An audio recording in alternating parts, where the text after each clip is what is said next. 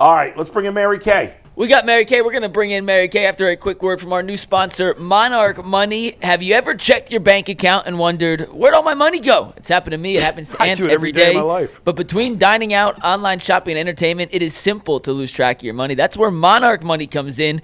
It's your personal CFO giving you full visibility and control over your finances. Monarch Money isn't just a budgeting app. It's a complete financial command center at the convenience of your phone. You can track all your accounts, investments, and spending in one place. So just stop managing your money and start building wealth with the help of Monarch Money. It's all in one convenience. Instead of juggling multiple apps, Monarch combines it all, consolidates it into one app so you can check your finances, track spending, and even plan long-term goals. Take control of your finances with Monarch Money. Use promo code LOCKEDONNFL at monarchmoney.com for 50% off your first year. That's monarchmoney.com, promo code LOCKEDONNFL, just like you see on the screen, for half off your first year with Monarch Money. All right, Mary Kay Cabot is with us now, cleveland.com. Hi, Mary Kay. How you doing? I'm doing great, guys. How you doing? We're doing okay. We've been, dealing with a lot here, Browns related. We'll start with the Myles Garrett contract. I thought Jason made a really good point. Like, he had no leverage in that situation. They gave him a boatload of money. They gave him a no trade clause. I don't know. Jason brought up, why would you do that? I think it's a good point. What do you think about everything that's happened with Myles Garrett and eventually them giving him this massive extension?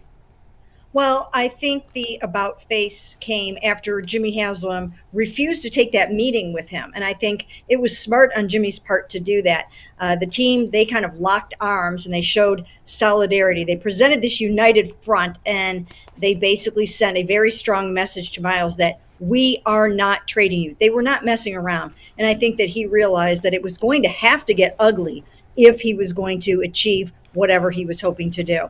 So there was a chance he was going to have to sit out a lot of games. The Browns were not going to flinch. They were not going to budge. He realized that, and then I think he thought the better of it and said, geez, maybe I should take the highest contract for a non-quarterback in the history of the NFL and go back and try to win some football games.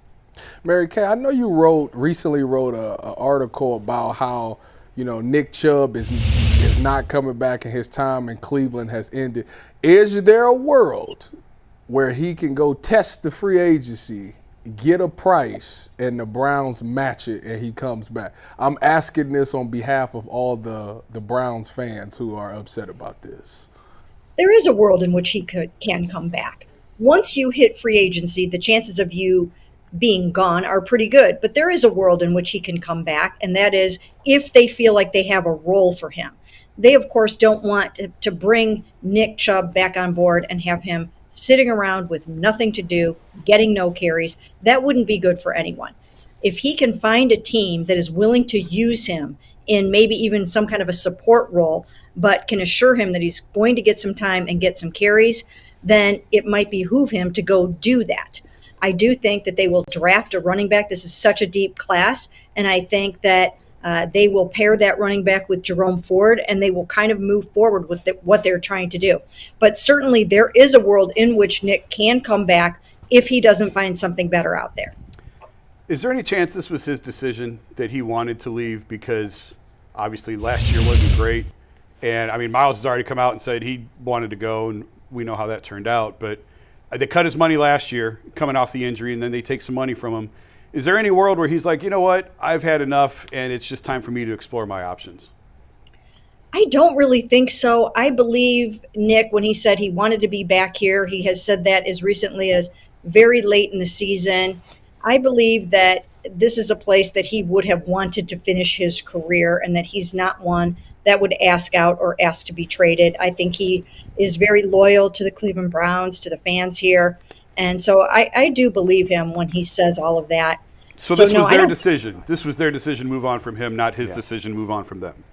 That's the way, yes, that's the way that I see it.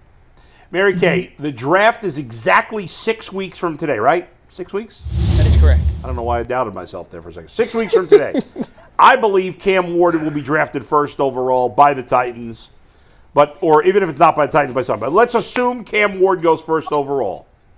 If you had to guess today, 6 weeks before the draft, who do you think the Browns would take at 2?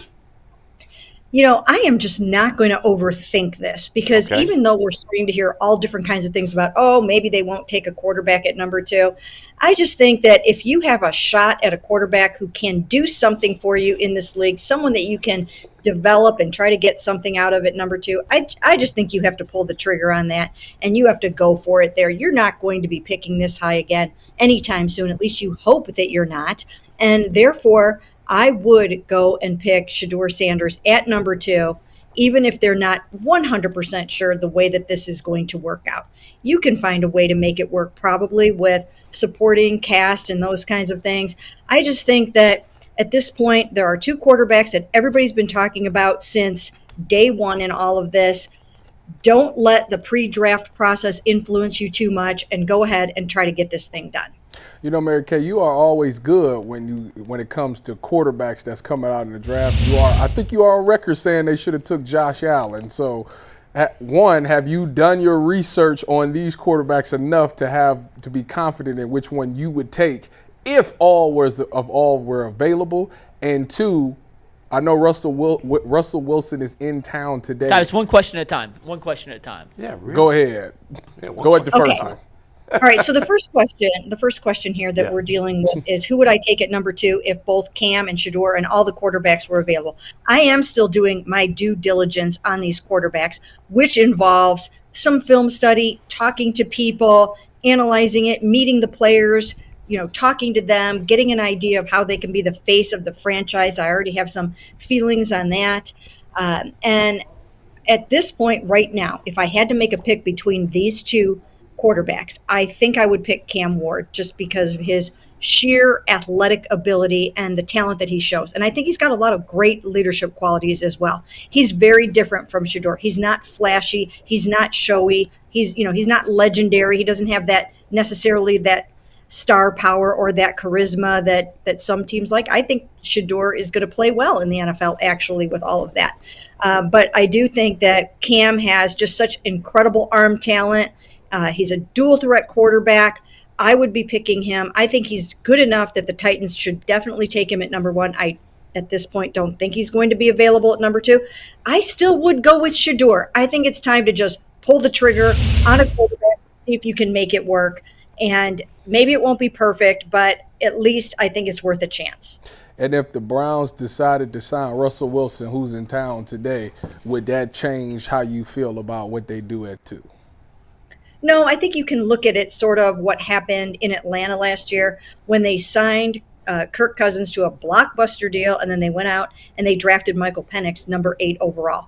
Russell Wilson has been with a lot of teams in the last several years, and for whatever reason, he doesn't last long wherever he's at lately. So I think you have to look at that. I think you have to look at why did he lose his last 5 games? Why did he sort of fall off the cliff a little bit in those last 5 games, including the wild card game? So that needs to be explored. That would not preclude me from taking Shedeur Sanders at number 2. No way, no how. I think you need maybe a quarterback for now, but certainly Mason Rudolph going back to the Steelers, so maybe he'll be their starting quarterback. Mary Kay, speaking of Russell Wilson, we talked about your report that he is going to be here, and I think he's supposed to go to the Giants tomorrow, I believe. So do you think there's a chance they're going to sign him today and he doesn't go to the Giants? Are they that interested? If you really want him, and they are running out of options for that veteran bridge mentor quarterback, if you really want him, I think you try to keep him in the building. And I think it's a great opportunity for Myles Garrett to do exactly what his agent told me he wanted to do this week, and that was help lure free agents to Cleveland. Now's his opportunity. Get in there, Myles, and work your magic. If it were me, and if you like him that much, I wouldn't let him get out the door to go to the New York Giants. I would do everything that I can to keep him here, get him signed, get him under contract, let him know that he's going to be starting the season. They're going to give their rookie probably time to get a little bit seasoned and up to speed on everything, and really try to sell him on the notion that he will have a chance to start here. That's probably what I would be doing. But Russ, I'm sure, is going to want to fulfill his obligation to go up and meet with the New York Giants, Brian Daboll. It's a good organization. It's a good bunch of guys in there that want to talk to him. So I think he's going to want to do that, and I think it would probably be a little difficult for the Browns to keep him from doing that. So I think he probably will take both visits. And who knows? I mean, the Steelers might also want him back too if they don't sign Aaron Rodgers. So lots to happen over the next 3 or 4 days with this. If Russ passes on them or if they pass on him, what's left? Well, there's not much left really in the veteran QB market, because it almost seems like the Falcons are shaping up to want to hang on to Kirk. They're on the hook for $27.5 million of his salary for this year anyways. And then they owe him a bonus of $10 million on Monday. I've been writing that they will not trade or release him before the NFL draft. That's what I've been told by someone. So I'm going to go with that for now. I suppose that can change. Anything can change in these very fluid situations. But it seems to me they'll pay the bonus. And if you have to have him on the books for that much money, why not keep him around as a backup? And in the event Michael Penix goes down in week 2 with a torn ruptured Achilles, then you've got a really, really good backup. So I probably wouldn't move him if I were the Falcons. The only way I would do it is if there were some way that you could do some creative, crafty trade and recoup that $27 million in the form of draft picks or something like that. But he also does have a no trade clause. So there are a lot of extenuating circumstances here. And it just seems like a lot of red tape to try to wade through. So if not Russell Wilson, then Joe Flacco could maybe be back on the board. Gardner Minshew, who just got released by the Raiders. Do you think Joe coming back is a possibility? Well, I think that it has been on the radar, and I've written that. I think he is on the radar, but every veteran quarterback right now has had to kind of be on the radar while they work through this situation. I mean, even Daniel Jones was on the radar. But with some of these quarterbacks, if they want a chance to start, this is not the place a lot of them want to come. But maybe the Browns are trying to strategy with these QBs a little bit, such as with Russell Wilson, to say, hey, we're going to give you a chance. We're not going to bring you in here. We know that you're not one that's going to want to sit on the bench, so we're going to give you a chance to start. Joe, yes, Joe is on the radar, not necessarily front burner, because if he were, he would be wrapped up by now. So there are other opportunities that they're looking at, and Joe would be one of them. I don't know about Gardner Minshew. Maybe he's on the radar for them. Maybe he's not, but I think Joe would be. Is there any world where Aaron Rodgers is in a Browns jersey? I don't see it. I really don't see it. That's another one where if that were going to be a possibility, we would have heard something by now. Yeah. Because the Steelers are firmly in the mix. The Giants are firmly in the mix. We've even heard whispers of the Vikings. We've heard nothing about the Cleveland Browns.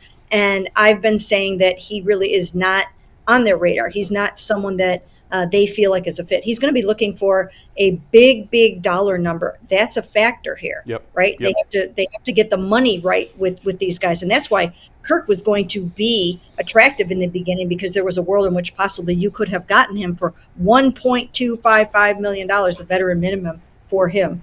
But I don't think Aaron is in the cards for the money reason and probably other reasons. Mary Kay, we've talked about some of the Browns' moves already. In free agency, they've signed Malik Collins, Cornelius Lucas. They traded for Kenny Pickett. They signed JTS, as we're going to call him on this show. Are they done in free agency, or do you think outside of a quarterback, there could be another position Andrew Berry in the front office address in that market before it's all said and done? Yeah, I don't think they're done yet. I think they like to dabble in that second wave of players and that third wave of players where you can get some bargains. So that's what they will be looking at. I do think that there will be a few other guys that come in here over the next couple of weeks, maybe even, after the draft, perhaps, depending on how things shake out there. So I think you can expect that. I don't think it's going to be a ton. This is not a great free agency class, and they were never expected to make a huge splash like they have in the past, but there will be some stragglers, and they'll add it. Mary Kay, great stuff as always. We appreciate the time, and we'll talk to you again soon. Thanks. Sounds good. Thanks, guys. Thank you.